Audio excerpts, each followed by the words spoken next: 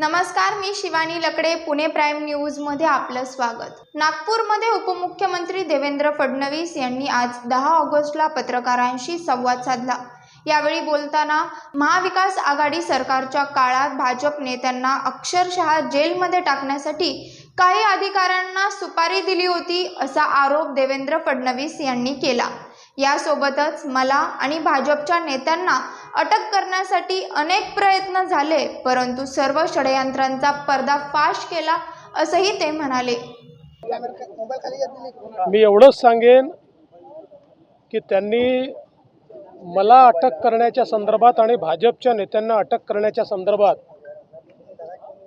जे काही वक्तव्य केलेलं आहे ते पूर्णपणे सत्य आहे. याचा सगळा प्रयत्न झाला. त्यांनी तर एकच इन्सिडेंट सांगितलं, असे 4 इन्सिडेंसेस आहेत की ज्याच्यामध्ये खोट्या केसेस करून मला कशी अटक करता येईल याचं षडयंत्र झालं. परंतु हे सगळे षडयंत्र त्यावेळी आम्ही त्याचा पर्दाफाश करू शकलो आणि त्याचे व्हिडिओ एव्हिडन्सेस देखील आम्ही CBIला दिले. आजही आमच्या जो अनेक व्हिडिओ एव्हिडन्सेस त्याचे आहेत. एक गोष्ट निश्चितपणे सांगतो की महाविकास आघाडीच्या सरकारच्या काळामध्ये मी असेल, गिरीश महाजन असेल, प्रवीण दरेकर असेल, अनेक आमचे नेते आहेत की ज्या नेत्यांना अक्षरशः जेलमध्ये टाकण्याची सुपारी ही काही अधिकाऱ्यांना दिली होती, काही अधिकाऱ्यांनी घेतली होती.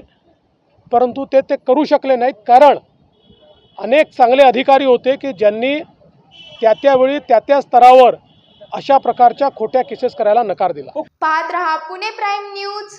धन्यवाद.